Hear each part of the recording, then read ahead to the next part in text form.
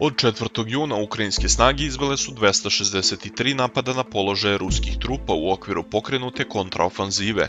Svi napadi su odbijeni, ali malo ljudi razume zašto je ofanziva ukrajinske vojske propala na najvišoj tački. Navodi se na Telegram kanalu Vojna hronika, koji analizira ruski sistem odbrane Surovikinova linija u pravcu napada ukrajinske vojske od Zaporožja u smeru prema Azovskom moru.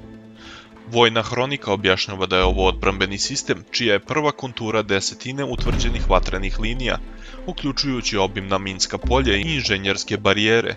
Ova linija je građena skoro 8 meseci i ide u dubinu odbrane nekoliko desetina kilometara. Oslanja se na razvijenu transportnu i logističku mrežu sa čvorištima i pozadinskim bazama. Istovremeno kratke logističke rute omogućavaju oružanim snagama Ruske federacije da brzo prebacuju rezerve iz jednog sektora u drugi, bez ugrožavanja borbene gotovosti na frontu.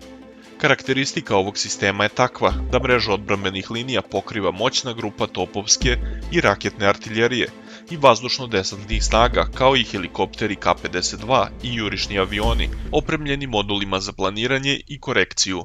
U slučaju proboja grupe na jednoj od linija vatre, avijacija je u stanju da podrži kopnene trupe i sistem deluje kao vrteška.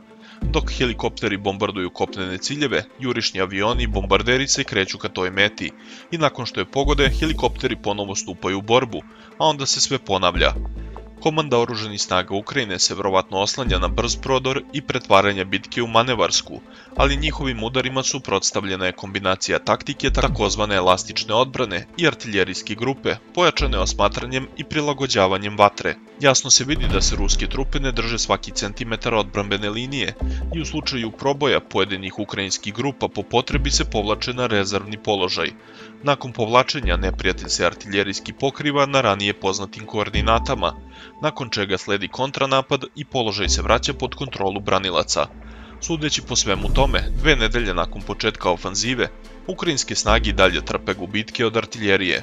Rezultat svega toga je da ukrajinske snage napreduju isključivo u sivoj zoni, po teritorijama koje ranije nisu bile određene kao glavne linije odbrane. Oni ne uspevaju u potpunosti da zauzmu ove oblasti. Svaki pokušaj da se uporište proširi dovodi do artiljerijskih udara i vazdušnih napada, nakon čega ukrajinske trupe moraju da se povuku i pregrupišu za novi udar.